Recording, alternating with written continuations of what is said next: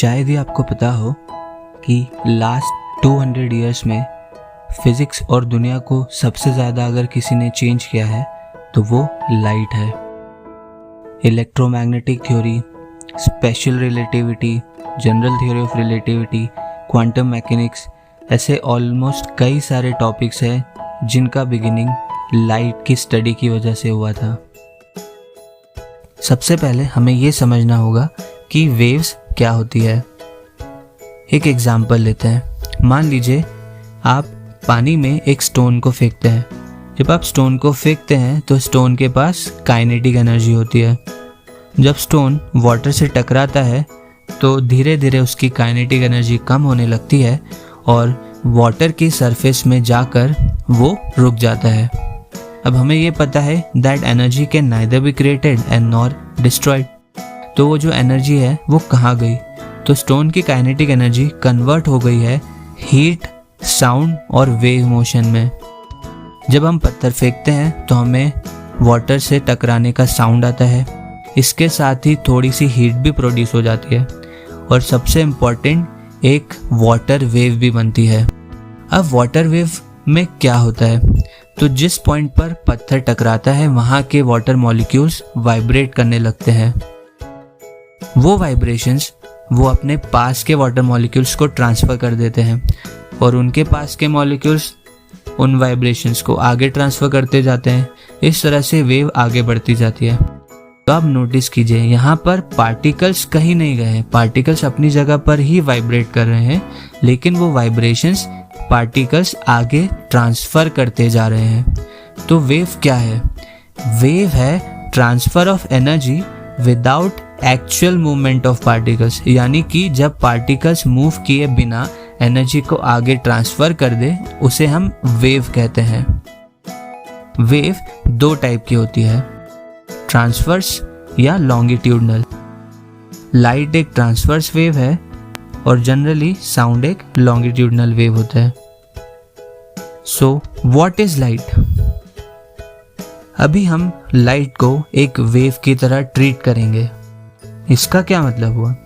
इसका मतलब ये है कि लाइट वेव भी होती है और पार्टिकल भी होती है। अब शायद आपको ये समझ में ना आए अभी, इसीलिए इसे अभी इग्नोर कीजिए। तो लाइट अभी के लिए एक वेव है। कैसी वेव? लाइट एक EM वेव यानी इलेक्ट्रोमैग्नेटिक वेव है। जैसे आपने पढ़ा है एक electric field magnetic field generate करती है और एक magnetic field electric field generate करती है। तो जब ये दोनों फील्ड्स एक वेव बनाती है तो उसे हम इलेक्ट्रोमैग्नेटिक वेव कहते हैं। लाइट एक इलेक्ट्रोमैग्नेटिक वेव है। ये सबसे पहले जेम्स क्लर्क मैक्सवेल ने पता किया था। शायद ही आपने इनका नाम सुना हो, बट न्यूटन और आइंस्टाइन के साथ ही इन्हें one of the greatest physicist of all time माना जाता है। मैक्सवेल ने मैथमेटिकली अपनी इक्वेशंस के थ्रू ये पता किया था कि इलेक्ट्रोमैग्नेटिक वेव्स का स्पीड 3 × 10⁸ मीटर पर सेकेंड होता है और उस टाइम हमें पता था कि लाइट का स्पीड भी लगभग यही होता है। तो उन्होंने दोनों के बीच में कनेक्शन स्टैब्लिश किया और ये कहा दैट लाइट और इलेक्ट्रोमैग्नेटिक वेव एक ही चीज़ होती है। और बाद में जब रेडियो का डिस्कवरी हुआ तब ये कंफर्म हो गया। इलेक्ट्रोमैग्नेटिक वेव सिर्फ विजिबल लाइट नहीं है, और भी है। जैसे हमारी एक हियरिंग रेंज है, हमें 20 हर्ट्ज से 20,000 हर्ट्ज के आसपास का ही साउंड क्लियरली सुनाई देता है। 20 हर्ट्ज से नीचे यानी कि इंफ्रासोनिक साउंड और 20,000 हर्ट्ज से ऊपर यानी अल्ट्रासोनिक साउंड होता है लेकिन हमें सुनाई नहीं देता। उसी तरह से EM वेव का भी एक पर्टिकुलर रेंज ही हमें दिखाई देता है और EM वेव इसके अलावा भी होता है, यानी कि हमें एक बहुत ही कम रेंज का इलेक्ट्रोमैग्नेटिक वेव्स दिखता है जिसे हम विजिबल लाइट कहते हैं। जिसे आपको ये दिख रहा होगा, हमने इलेक्ट्रोमैग्नेटिक वेव्स को इंक्रीजिंग फ्रीक्वेंसी के ऑर्डर में अरेंज किया है। Radio wave, microwave, infrared rays, red से लेके वॉयलेट, अल्ट्रावायलेट, एक्सरे और गामा रे। सबसे ज़्यादा वेवलेंथ होता है रेडियो वेव्स का और सबसे कम फ्रीक्वेंसी होता है रेडियो वेव्स का। सबसे कम वेवलेंथ और सबसे ज़्यादा फ्रीक्वेंसी होता है गामा रेज का। आपने इनमें से ज़्यादातर वेव्स का नाम सुना होगा। तो क्या आपको पता था ये सभी लाइट ही है, लेकिन हमें ये दिखती नहीं है क्योंकि हमारी आइज़ का फ्रीक्वेंसी रेंज कम है। अब हम एक एक करके इन सबके यूजेस पढ़ते हैं। Radio waves. Radio waves communication में सबसे कॉमनली यूज्ड वेव्स होती है। रेडियो वेव्स को हम 3 पार्ट में डिवाइड कर सकते हैं: long wave radio signals, medium और short radio signals. Long wave radio signals वो होते हैं जिनका वेवलेंथ अप्रॉक्सीमेटली 1 से 10 किलोमीटर्स के आसपास होता है। यस, इतनी लंबी वेवलेंथ होती है। इन्हें हम अराउंड द वर्ल्ड रिसीव कर सकते हैं और ट्रांसमिट कर सकते हैं क्योंकि ये लॉन्ग वेवलेंथ की वजह से अर्थ की कर्व सरफेस पे आसपास डिफ्रैक्ट हो जाती है, यानी बेंड हो जाती है।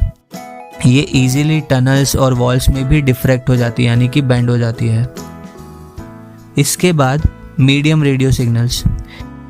इन्हें हम आयनोस्फीयर में इंसिडेंट करते हैं और ये आयनोस्फीयर से रिफ्लेक्ट होके वापस नीचे आ जाती है और इस तरह से हम यूज़ कर सकते हैं। फिर है शॉर्ट रेडियो सिग्नल्स। इनका वेवलेंथ 10 मीटर से 100 मीटर के करीब होता है। ये ज़्यादा बैंड नहीं होते बट फिर भी इन्हें हम थोड़े डिस्टेंस तक ट्रांसमिट कर सकते हैं और ये अर्थ और आयनोस्फीयर के बीच में थोड़ा रिफ्लेक्ट हो जाते हैं। तो ये सारी वेव्स हम कम्युनिकेशन के लिए, जैसे कि रेडियो कम्युनिकेशन के लिए यूज़ करते हैं।